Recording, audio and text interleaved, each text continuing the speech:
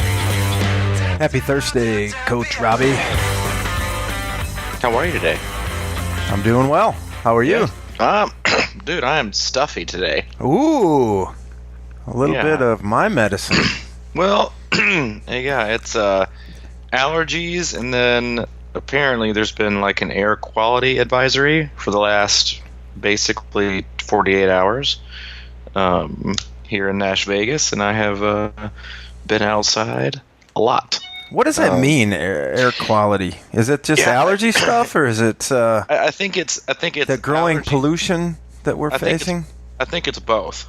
I think it's three things. I think it's high allergens in the area. I think it's extra car emissions and pollutants due to our growing city, and then to complement it with basically zero rain the last over a week in the high temps. So I started to kind of feel like junky the last day or two. I've been doing all my runs outside and just doing a lot of stuff outdoors in general. And yesterday just kind of felt like, just not sick, but, just kind of the way that I sound, I guess, right now. And then I got a little alert from one of my weather apps. It's like, hey, air quality advisory through Friday. Wow. That's actually good to hear, because I get the feeling, I always wonder how does that stuff really, I guess it does affect us, but, I weed-eated my lawn and mowed through the brush. Oh, yeah. The other day, and it knocked me out, man. Yeah. It knocked me down, man, a little bit. Yeah, so it's out there, and it's wreaking havoc, so I'm kind of going to wait and see, and obviously, if you're just going to be outside for just a couple minutes, not a big deal. But if you're going to be out there doing some like strenuous running or cycling for long periods of time, might not be the best idea. So, how do you keep going, man? How do you just keep pushing through that? Through the air quality? Yeah, I'm just kidding. You take that shit indoors and do what you can. But no, other than that, things are good. Was up at our usual 5 a.m. this morning and had a 5:15 athlete call. What? Yeah, well, England? I got Australia. Got Liz and Stephen King doing Ironman Cards and Ironman Card 70.3. So 5:15 here is 8:50, or it's 5:30. So I think it was like 8:30 there, or 9. So. But started things off with a bang. Ready to get moving on another busy weekend. It is? Dude, it's a busy weekend every weekend. This weekend is...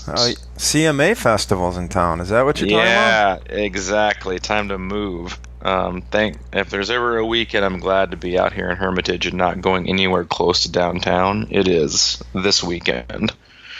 Where most of the smart people who live in Nashville went out of town for vacation and rented their house out for Airbnb for CMA Fest, which is terrible. But, hey, it's 90, and people will have fun, and we can have more tourists in town. Yeah, you'll be happy to know I got on my rollerblades yesterday. Oh, did you? Yeah, it's like the one thing that lifts me out of the grind. Well, did you have any On Your Left episodes yesterday? No, it was the heat of the day. Nobody was 1 o'clock, and there was one cyclist, and 2 runners ran 1 lap around the lab and left. Yeah, of course they did. I knocked out a little half marathon on the blades. Oh, impressive. Yeah, with a little brick run. Oh.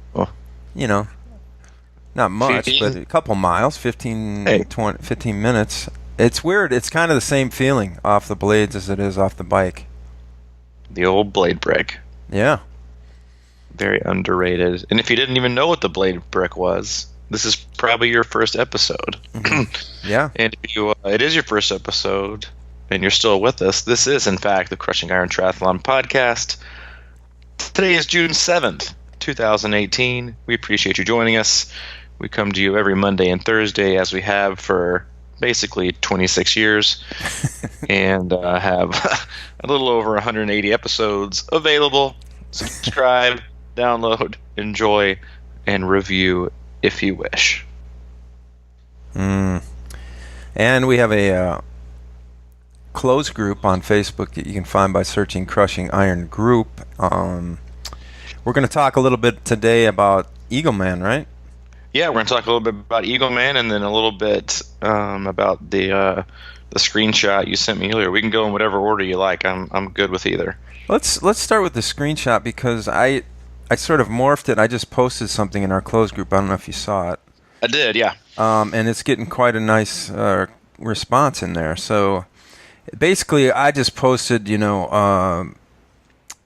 we're getting ready to record the podcast. If you have any quick thoughts on why you do triathlon, please add them now. And that's kind of what it all started because I think I've talked about it here before, but during Chattanooga, and this isn't uncommon during the run to ask yourself why in the hell you're doing this.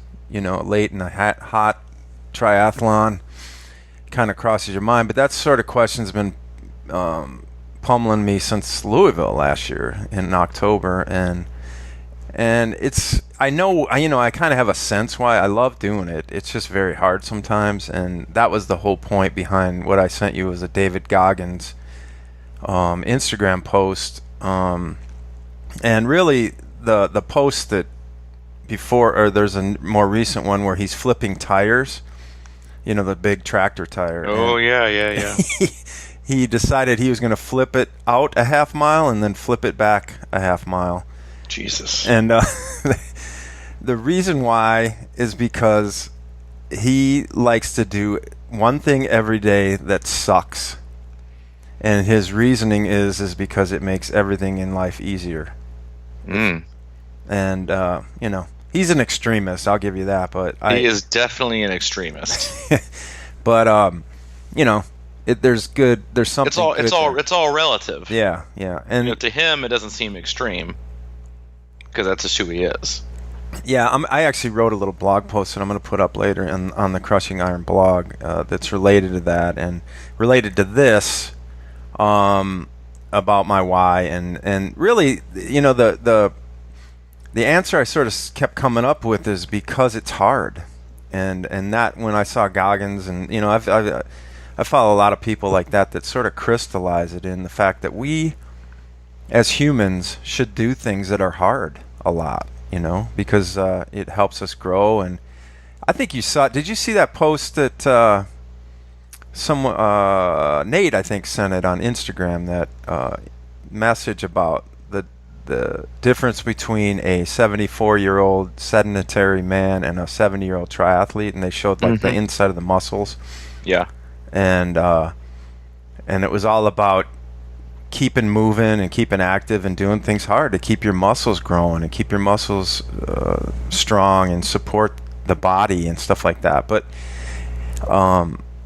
when I think about doing triathlon, it is hard, and training is hard, and it's sort of like every day it's good to do that. And so, it kind of showed up real quick when I made that post in our closed group. The first post was from my buddy Tim Wacker, and he says, I do it to keep myself healthy, push myself to places I didn't know I could go, and that builds confidence. So I know this is I kind of just sort of wrangled the cast there for a minute, but do you have any thoughts on why you do it? Yeah, because I love it. Yeah, there's going to be a million thoughts probably for you. Yeah, I mean, I love it. I mean, I love pushing myself. I love trying to, and I just love trying to get better. I do think it, I think it complicates a lot of athletes' lives in some ways, even though it shouldn't. It should simplify it. I think if that makes sense. I think it doesn't make sense for many athletes, unfortunately. But I think that, for me, it makes my life fairly simple. And it actually simplifies it and makes everything else in my life easier and less complicated. Not because of its how difficult the sport is, even though it is, but I think, when you when you're able to plug something into your life that fills a variety of different needs, like it keeps you healthy, it keeps you focused, it keeps you driven, it keeps you motivated, it helps you keep a schedule. Like all those things should simplify your life. Whereas people who don't have that, and people think, oh, well, how do you know, how can that simplify your life when you're adding 3 sports and you have to eat right? I'm like, yeah, but most people want to do all those things anyway. They just don't know how, or they haven't found a sport that they love so much that it just, like, listen, like if you want something to fit into your life that you love, then you'll find a way to make it fit, and you'll bump other things out. And I think that's been part of what I've done the last few years is that, I keep as simple of a life as I possibly can. Like Exhibit A. My wife took me to Old Navy to go shopping. I like this already. This last Sunday. And I kid you not, I haven't purchased a piece of clothing in probably 5 or 6 years for myself, and she was basically saying, we got to give away some of your t-shirts and some of your shorts, and we have to actually get you additional pairs of said shorts and sweatpants and said shirts. And so anyway, we got in there, but I keep things simple. I don't like a lot. I don't like to add things to my life. Not that clothing is stressful, but I just, I like simplicity. And for me, I think I also like the comfort of knowing what's next. I love routine. I love stability. I think that's probably the best word I could use. Is it gives a huge piece of stability in my life, in that it fills those voids of, like I mentioned, it keeps me motivated, it keeps me driven, it keeps me focused, it keeps me healthy, it gives me a release. If you have a job or kids or a spouse, like everybody has their alone time, and it does all those things for me. Like it's a one-stop shop for all those things. And so for me, it simplifies my life in that I don't need 7 or 8 different things. I have this one. Mm-hmm. And so for me, I think right now, besides just like, all the obvious reasons of just trying to get better and trying to push myself, I just love it. And I love what it does for my day-to-day life. That simplicity piece is huge. I think a lot of people get in to triathlon because there are so many distractions out there that are keeping them from, whatever the path they believe triathlon may take them on.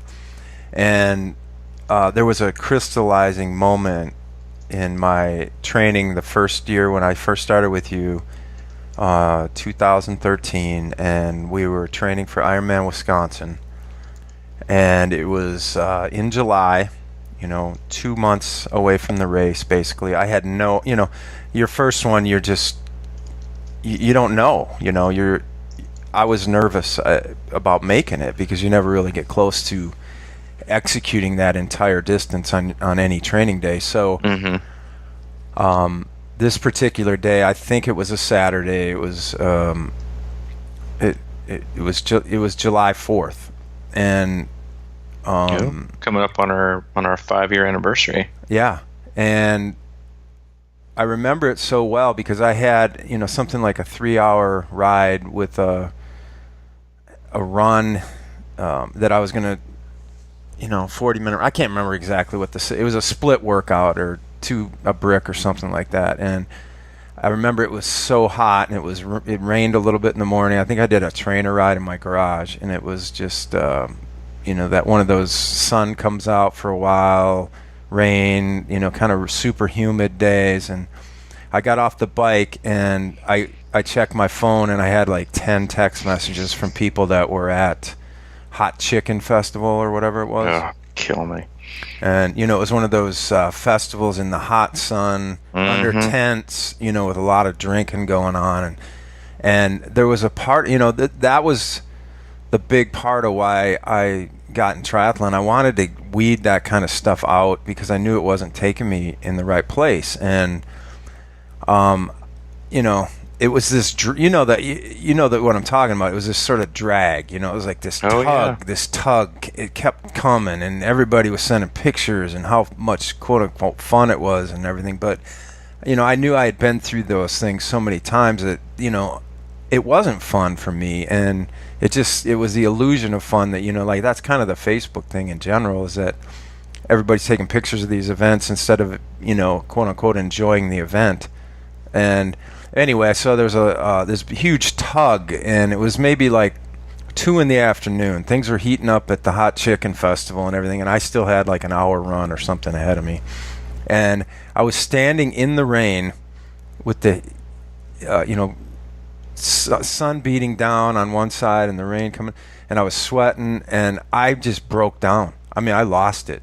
I was like at this moment of like, I don't know what I wanted, like it was so frustrating to think that I wanted to go to that thing, but I knew I had to do a run, and I was just in no man's land, and I started crying, man. I was just like really shook up by this whole situation because I felt kind of alone, but the road less traveled, or whatever you want to call it, is lonely sometimes. And man, it really hit me.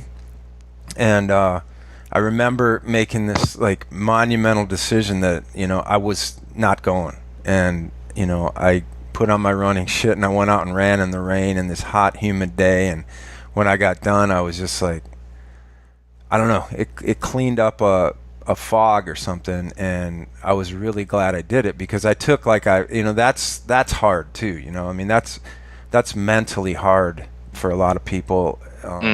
To get through that sort of thing, to say no. I guess that's what it comes down to, is like, it's triathlon in a lot of ways has given me a good reason to say no, because well, let me ask you this. Was it, and I think this is true of a lot of things we encounter in life, was it really like when you had that like emotional moment, and the feelings kind of like flooded over you, was it so much that you were saying no to this one thing, or that you had finally decided to say yes to yourself?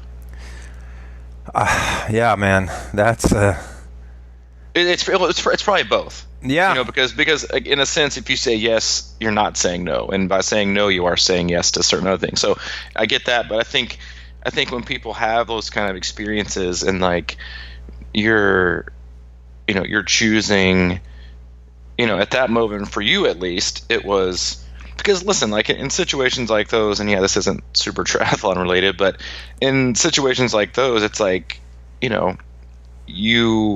if you're going, it's not so much that you're going for yourself, it's that you're going because other people wanted you to go, because if they weren't sending you pictures or images, you wouldn't even have thought twice about it.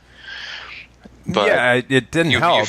Yeah, exactly. It didn't help the situation. Finally, you're like, you know what? Fuck that. I'm just going to say yes to what I want to do, and who I want to be, and who I'm trying to, I guess, for you in that moment, change into. And right now, nothing else matters. Yeah. And I think there's a really freeing, liberating, there's a very liberating feeling about doing something like that. Empowering feeling. There's no doubt. I mean, I kind of looked at it like, filling some kind of void, right? So there's that's the thing about, the party lifestyle or the social drive that is so kind of tricky, is that it seems like, it's an easy way to fill a void, and it's just kind of masking what's going on. So I had this sort of major, taking water out of one bucket and pouring it in the other kind of thing. And, it didn't like end everything, but it certainly was a moment that really stands out to me, because, I had something that I wanted to do, and everybody wakes up, some days and says, this is where I want my life to go. And then by noon, that's derailed. Yeah. Or especially happens to me at night, I could listen to a podcast or watch some kind of video and be, tonight I feel like $1,000,000 and everything's going to be different tomorrow. And then you wake up and all of a sudden something comes up and the next thing you know, you're going back down the same road, So that those shifts, I heard somebody say once that, when stuff gets really hard, when it feels super hard, that's about the moment, that's about the time there's a breakthrough ready to happen. So don't turn away, run into the fire. And because when you're really making a breakthrough, those things aren't easy. It's like a big shift in your mental approach to everything, or maybe there's something genuinely changing in your brain and your body. And everything, as Stephen Pressfield calls this resistance, it's like every, evil devil or whatever on your shoulder, or angel or whatever they are, is trying to tug you back into who you were because it's more comfortable.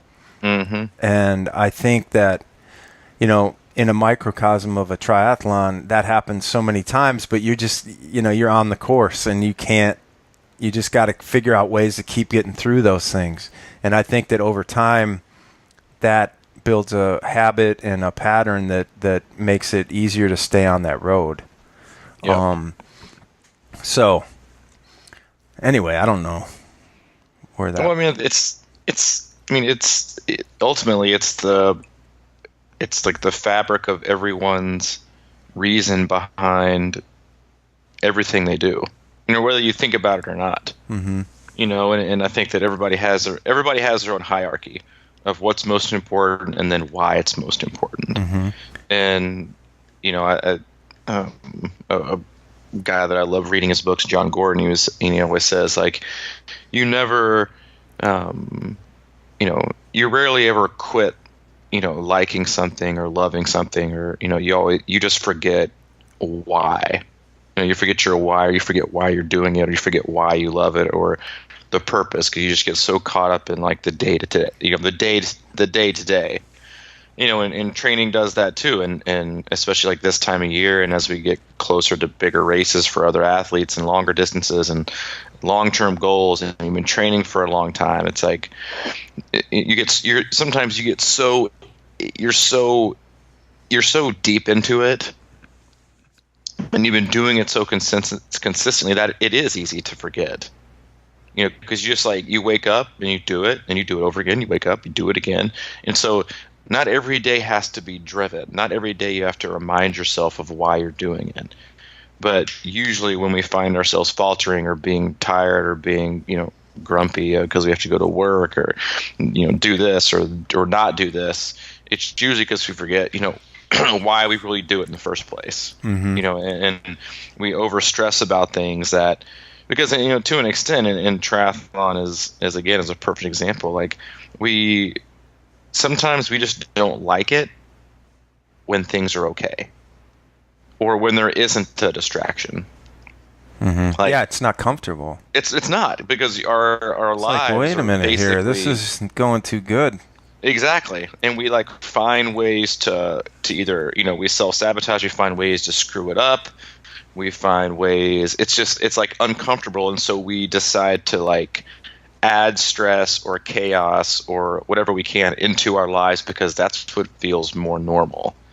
Because sometimes it is just, in fact, really uncomfortable to sit with just, okay, wait a minute. So life is good. My relationship is great. Money is fine. I love my job. My kid's awesome. My friends are good. Okay. Something's gonna happen. Yeah. Something. So you start freaking out and overanalyze things. And in triathlon, as complex as it is with 3 different sports and the gear and the nutrition, everything else, it's like we need something to obsess about that's not going to happen to our benefit, instead of just being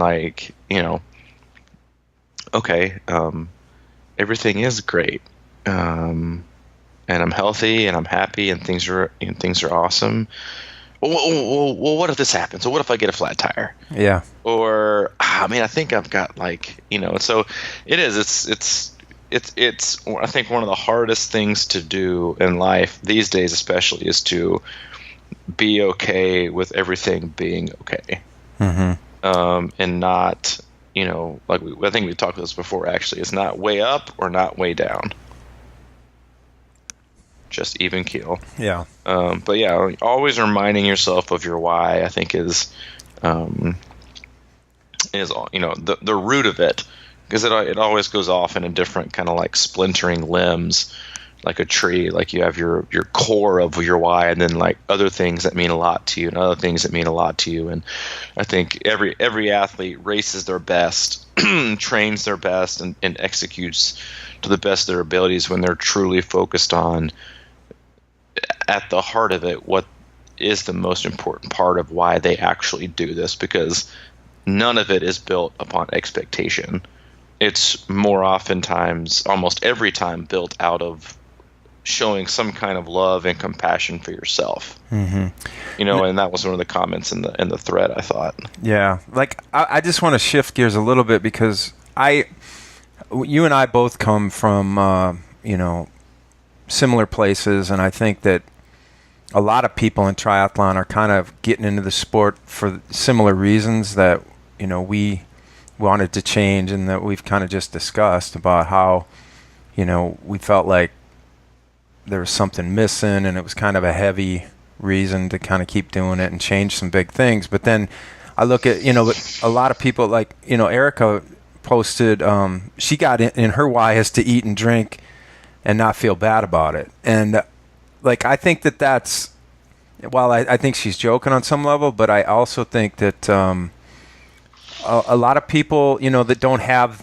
maybe the major challenges, and they just enjoy it, and it's something that kind of becomes part of their life on a more moderate level or something like that. I mean, I think that's definitely, a great reason to do it too, is like you just want to feel good, and you love doing it and everything like that, and there's not necessarily this deep hardcore life change you want to get into, but so I just wanted to acknowledge that, because it is fun for a lot of people, and it is fun for us. It's just that I certainly have the tendency to kind of always look for why, and dig deep and be that introspective sort of angle on things, and it's always tough, to keep going. But so, like Suzanne says, it gives my life structure, it keeps me sane, it makes everything else in life look easy. And that goes back to the doing something hard, I think. And of course, I saw her on the course at Chattanooga, and she was smiling ear to ear. So I think triathlon's easy for her. It is, yeah. I mean, it is for a lot of people. And again, like that's so many of these comments. It's get rid of work stress, improve. At this age, you can still do things. Chris Miller, while most people think it's insane, it keeps me sane. It gives me that time to rebuild myself, challenge myself, and feel good about myself. Natalie Spies, my why, having 4 children that are all 10 and under. Dear Lord. I needed something just for me, and I love seeing what my body can still do. Like, this is it's obviously a list that's still growing, but that's like when, and we're in the thrall of race season, and athletes are racing every weekend, and they get so stressed out, and I'm like, wait, let's reel things back for a minute. Like, remember that this should be fun. Like, you didn't decide, oh man, you know what?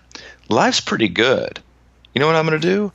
I'm going to add some stress. Let's do triathlon, and let's freak out and obsess. Find something to obsess about every day. Find something to judge myself on every day.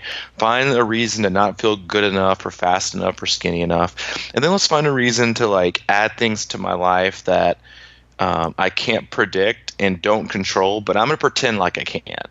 You know what? That sounds like a great way to spend my summer. No, nobody does that. You do these things because you see this reason or this why for some people, or it doesn't have to be some like deep theoretical philosophical once upon a time story. It can just be like, I just want to compete and feel good. Like, it can be as simple as that, and it is as simple as that for a lot of people.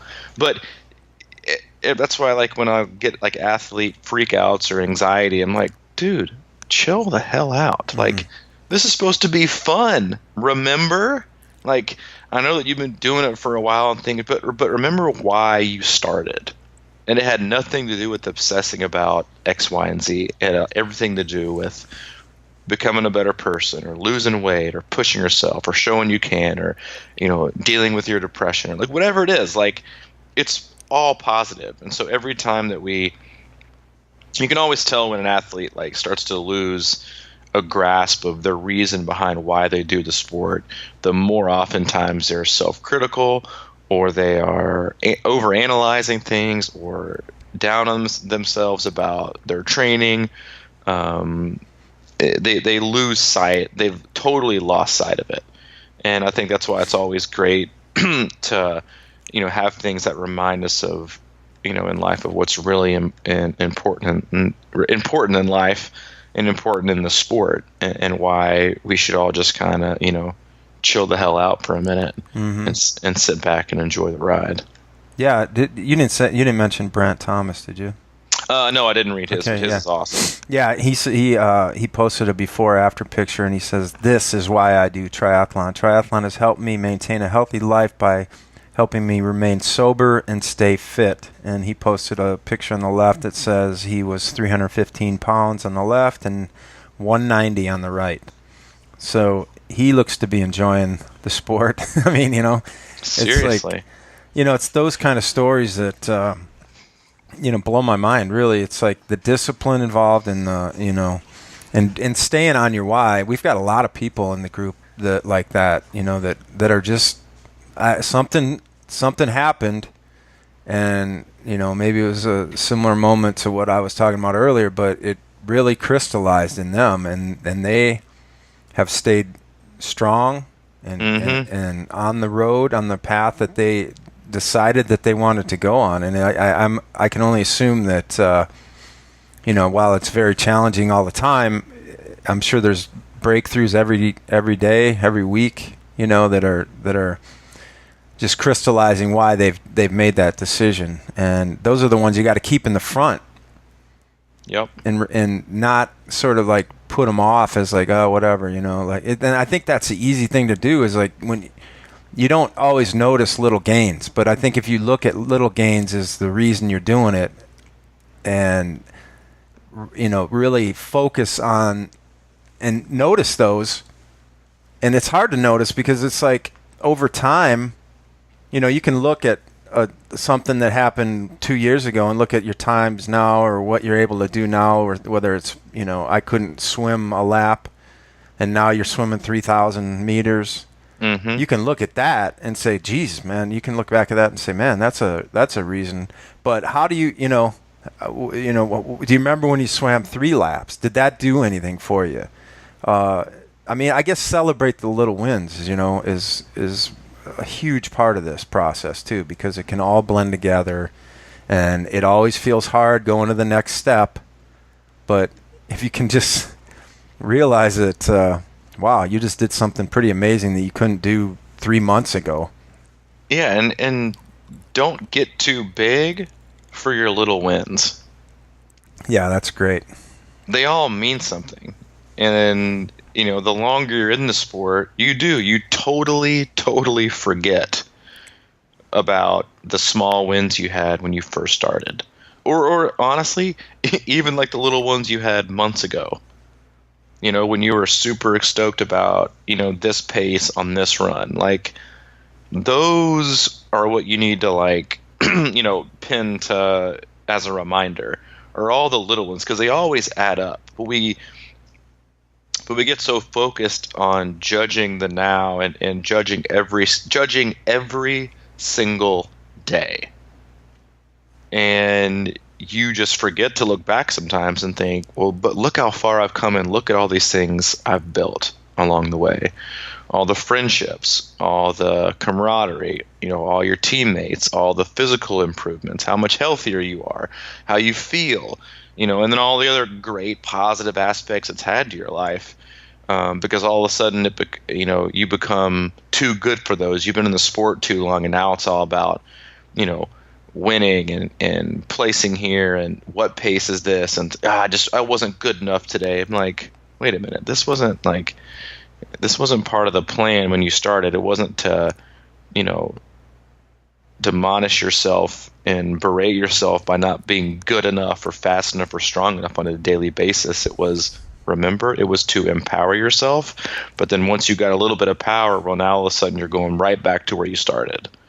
Because I do think that a majority of the people get into the sport at somewhat of a vulnerable state in their life, looking for an outlet or a reason or to fill a void, whatever it is. I think a lot of athletes, I don't think this, I know this from being a coach and knowing the why and the how by how some athletes get into the sport. And once they feel like they get past it a little bit, then they're not so much breaking the behavior, they're just changing the mechanism. Mm-hmm. And you always need to remember, like, okay, well, it's like the equivalent of, I wonder how many long-term successful marriages have ever turned out after the rebound girlfriend boyfriend. You get in a long relationship and the only thing you're heartbroken, and like 2 weeks later you're dating somebody. Mm-hmm. You're like, I gotta get back. I gotta get back on the saddle. I gotta date somebody. I wonder how many of those have turned out to be like lasting, long-term marriages. Probably, I'm going on a limb here, not that many. And doing the thing with triathlon or in sports is the same thing. Like, you're just filling a void, and eventually it's gonna run out. You have to change the mechanism behind of what you think of things. But just, don't forget where you came from, and then don't forget why you started. Mm-hmm. And the reason behind it wasn't to make yourself feel bad. It wasn't to shame yourself daily because you're not fast enough. It wasn't to, what I want to do? I'm going to join a sport. And then I'm going to get a lot of friends in that same sport. And then what I'm going to do? I'm going to spend 60% of every day of my life scrolling through social media, feeling like shit about myself because I'm not fast enough. I feel like that's a really good plan. Let's go ahead and invest in that for the next 7 years. But that's what happens. That's just what happens. And I think so oftentimes we forget about it, and and we say this a lot about a lot of things, and you just shouldn't give a shit. And you said something earlier about the road less traveled can oftentimes be a lonely one. Mm-hmm. And the fact of the matter is to you, the only road that should matter is yours. So who cares if it's lonely or not? It's your road to blaze. Mm-hmm. and it should, if you can blaze it and make it look a certain way that you want it to look, then who the hell cares if somebody doesn't like it? Yeah, I know. That still reminds me of one of my favorite quotes is, "You may think you know me, but you don't know the me I'm trying to become." Mm-hmm. And so I just want to get back to another couple comments. Sean had a great one. Sean stayed with me at camp, the last camp. He's a great guy, and he has such a great outlook on things. And the first thing he says is he does triathlon to complement his life. It helps me escape the demands of every day, to focus on myself for a brief period of time, to give me a chance to see what I'm capable of, both in and off the race course. Gives me a chance to communicate with awesome coaches and teammates. But the complement my life thing is a nice. I really like that because that's really what's going on here. It's like it isn't your life, but it should enhance things, and to whatever degree you figure out to do that, that's probably one of the most solid pieces of info right there.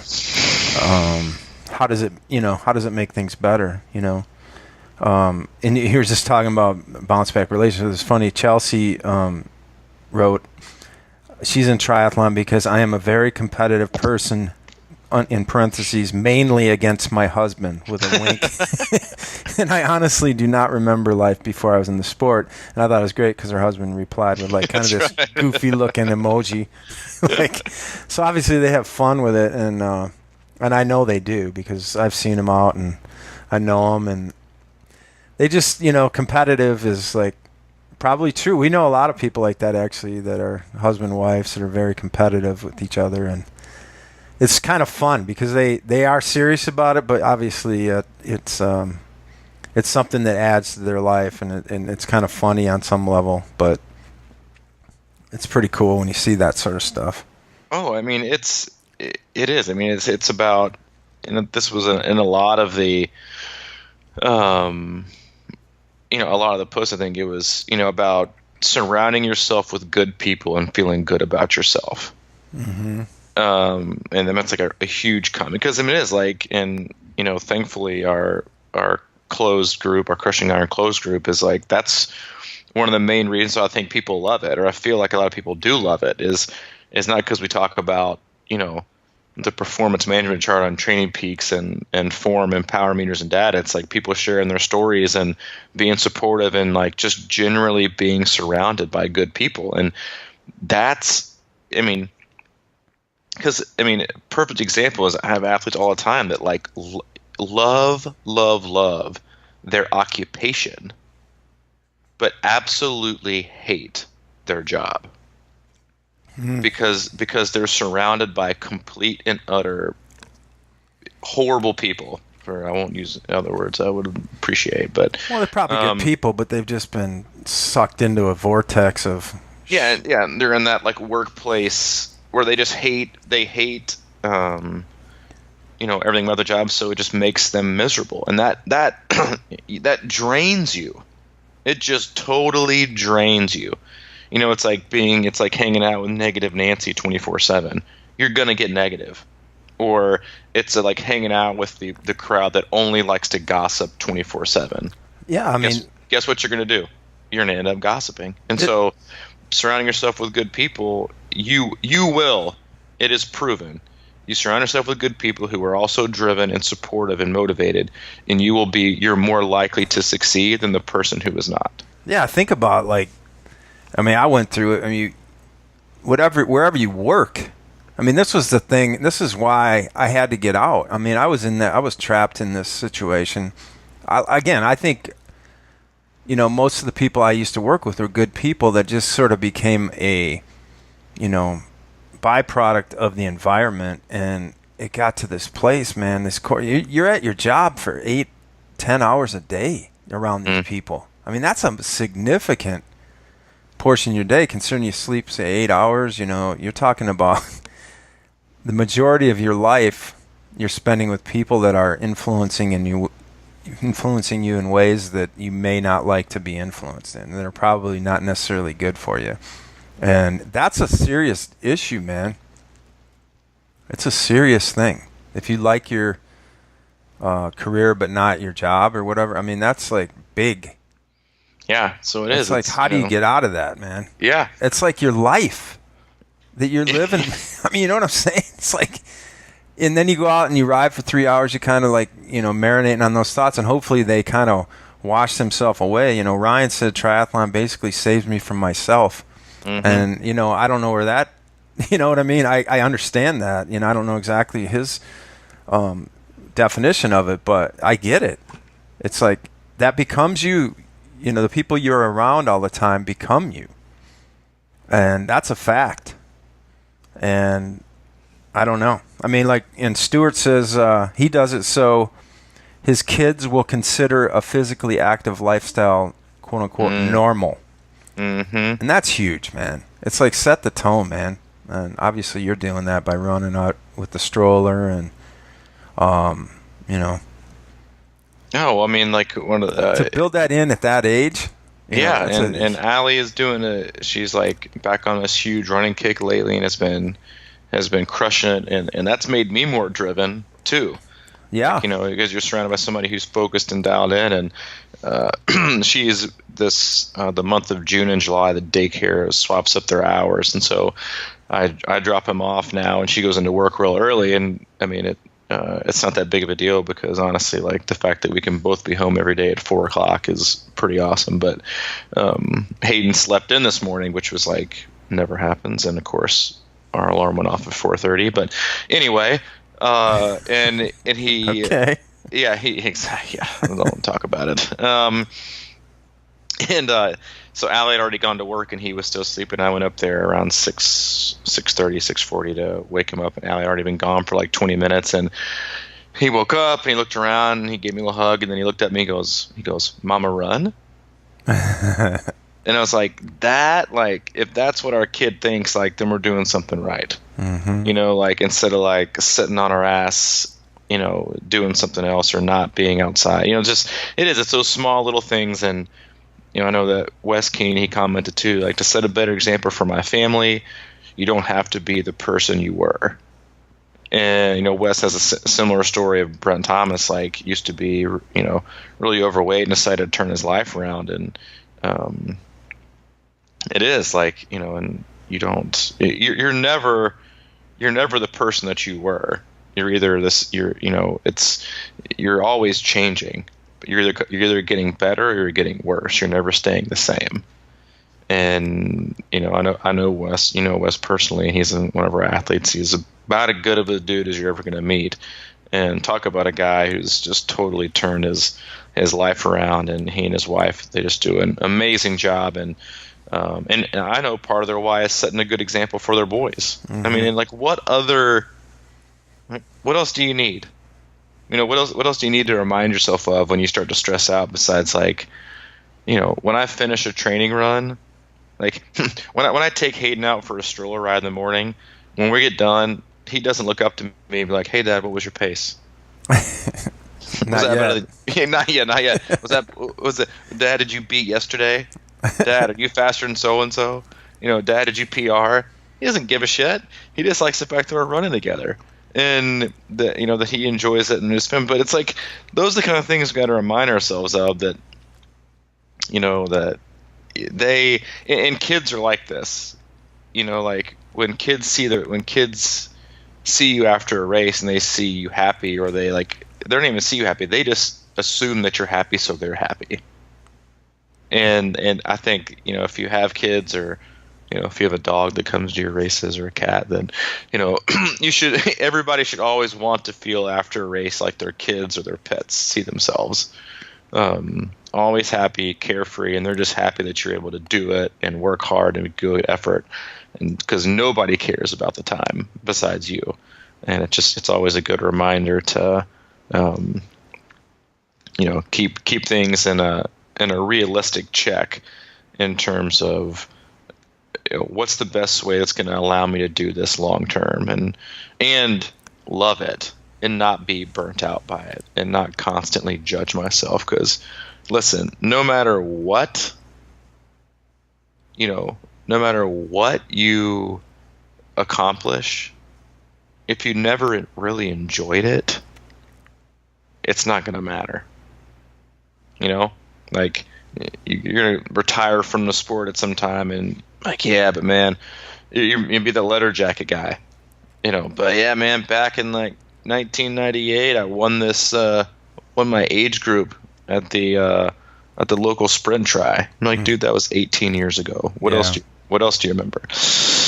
Yeah, well, you know, this guy cut the course, and I ended up getting third in my age group at the local, you know, McDonald's try. Like, it should be about the friendships and what it did for your life and all that kind of stuff. But yeah, it's hard. It's hard to keep track sometimes, and I think everyone is always their worst critic. But yeah, I think that that's always good, and I think you perform better when you remember, and more free, and less, you judge less when you remember your true story. Yeah, how it started. You bring up a good point with the letter jacket guy. It's like, it's okay to enjoy it now. You know, it's so easy to, and I've been guilty of this, reflecting back on things that I didn't appreciate when I did them, but now I look back and I'm like, wow, you know, whether it's college sports or whatever, you know, I was doing, back in the day, and that's just sort of that glory days kind of thing, right? So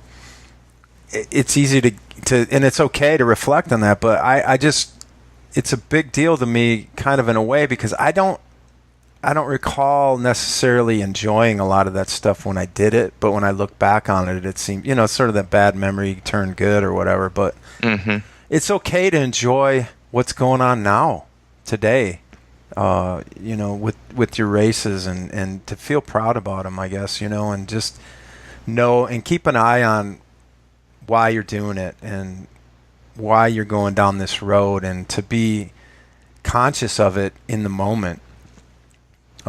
It's easy to look back on how great that awful day was, but, embrace that awful day while it's happening. That's the hard part. Yep. Totally agree. All right. Well, we've created a response avalanche in our closed group, and there's really no way probably to get to all of them unless we have the longest podcast in our history, and I don't think either one of us are going down that road today. So yeah, I'll try to put together a blog with some of these responses, because they are awesome. And if you want to get in our closed group, please search Crushing Iron Group on Facebook, and we'll let you in there, and you can read all this stuff and all the other great comments and conversations that go on in there. CrushingIron.com is your one-stop shop for everything we do, including coaching.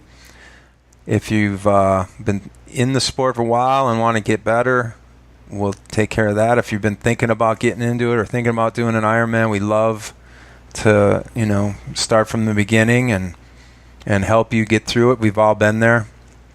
There's a lot of people that have been there in the group.